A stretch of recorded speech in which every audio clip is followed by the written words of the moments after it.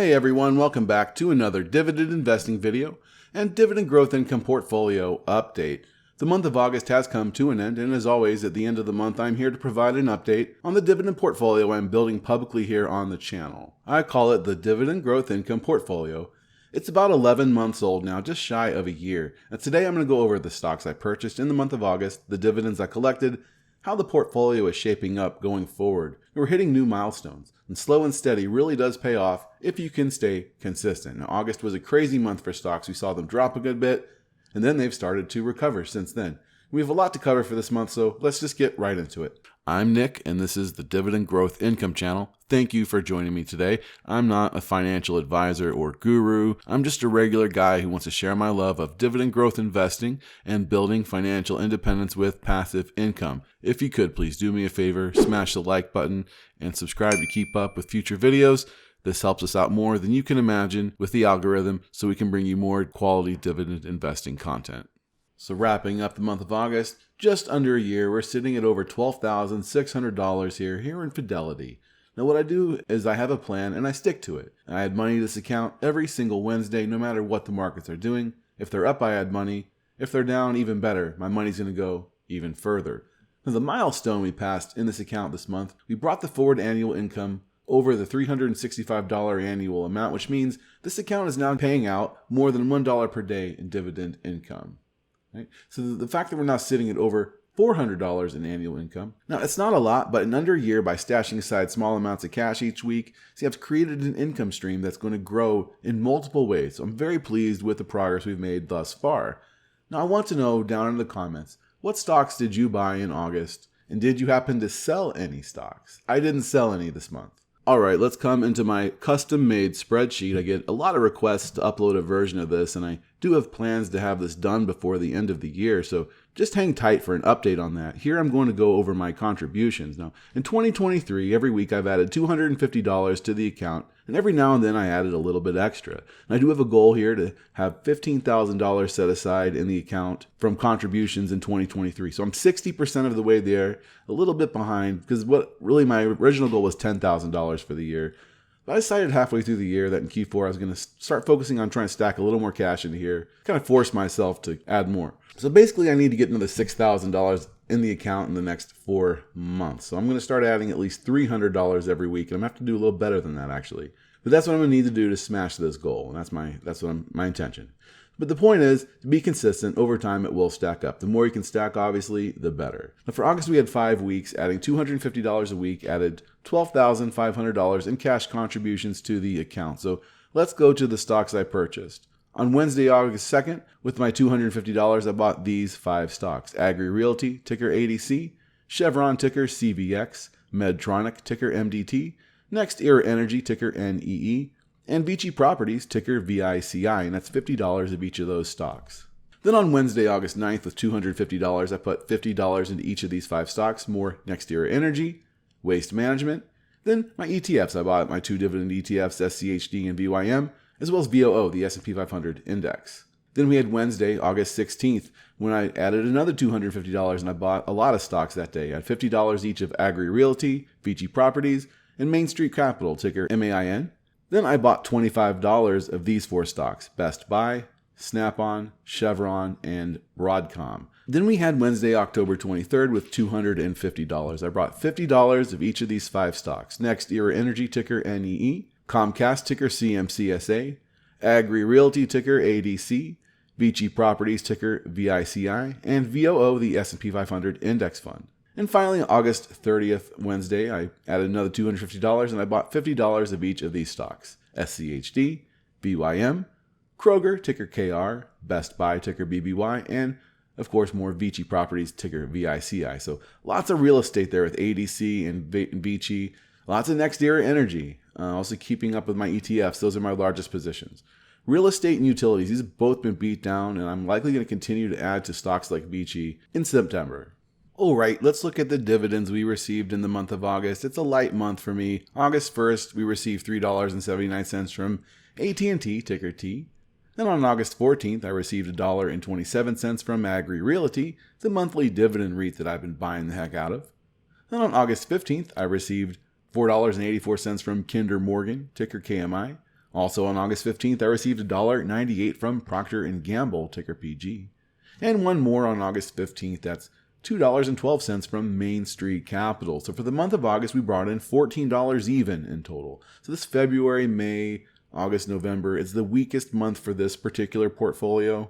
It's just the way it's shaped out with this group of holdings. All right, now let's move into the holdings I have in the portfolio. I do have this sortable by numerous fields, which makes it nice and easy to view things the way I like. Right now it's sorted alphabetically by ticker, but let's sort this by weight. We can see where we are heaviest. As always, my 3 ETFs make up the largest part of the portfolio at 26% of the weight in the portfolio. SCHD is my largest position at 9.77%. I'm up over 3% on this position. We have over 16 shares valued around $1,240, and this pays me about $43 a year at this time. VYM is my next largest position at 9.71%. And one thing that's interesting is that when I've been buying SCHD in this account, I've always been buying an equal amount of VYM. This is why I love fractional shares. This allows me to build these up together. It's kind of sort of an experiment, a public experiment I'm running here for you guys to enjoy. Now we have over 11 shares of VYM valued around $1,230, and it should pay out about $38 in the next year in dividends, at least that amount. Then we have VOO, the S&P 500 index. This makes up about 6.5% of the fund. I think every investor really ought to have some exposure to this as a benchmark. If not this, and like a VTI, a total stock market. It doesn't pay the dividends of the others, but we buy this for the total return. Notice we're up about 12% on this one. The S&P has had a nice year. Now let's look at performance, which has done well in this account. So my top performer in this account has always been, for the last 6 months, Broadcom, ticker AVGO. We're up over 52%. Comcast's up over 25%. This is one I've continued adding to as recently as a couple weeks ago. I still think it's at a decent value.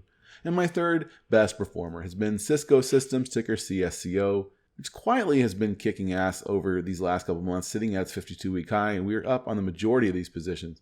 So let's flip this around and see where we're down. We have AT&T down 20%.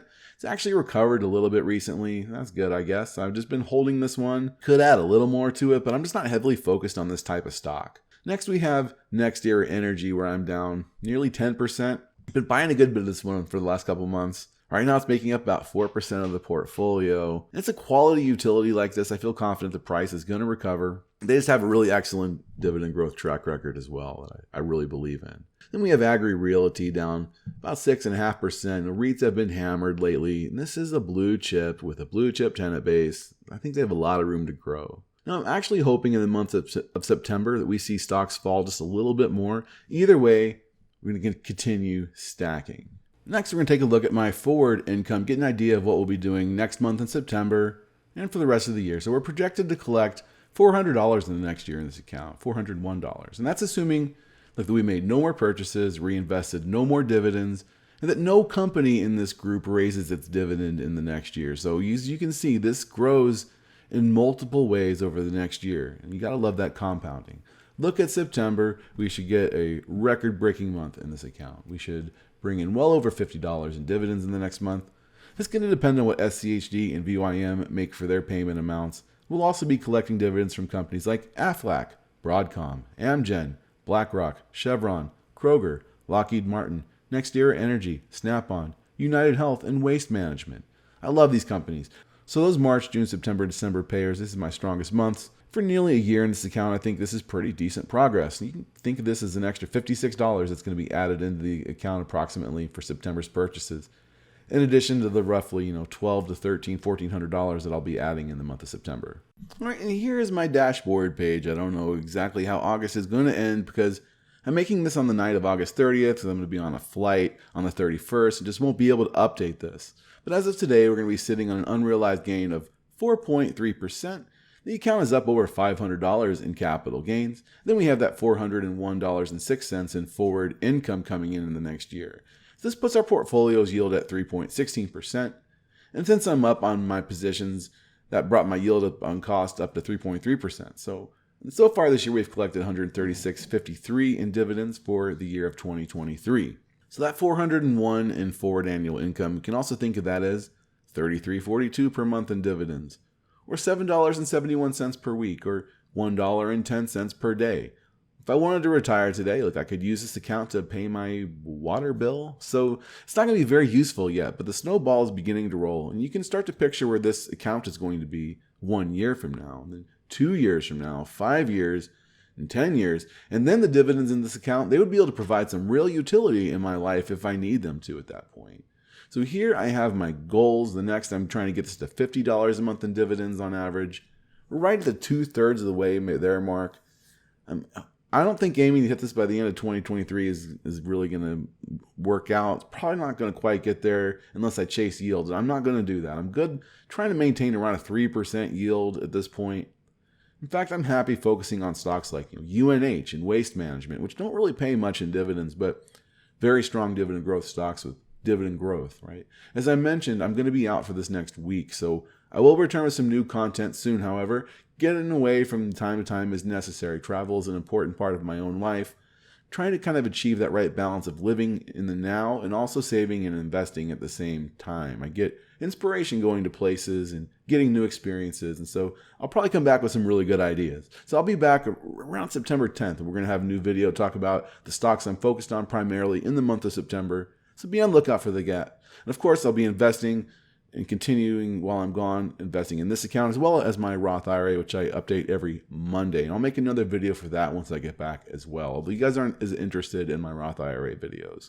Thanks for sticking around, my friends. Please make sure you are subscribed to keep up. Have a wonderful day. And until next time, keep investing.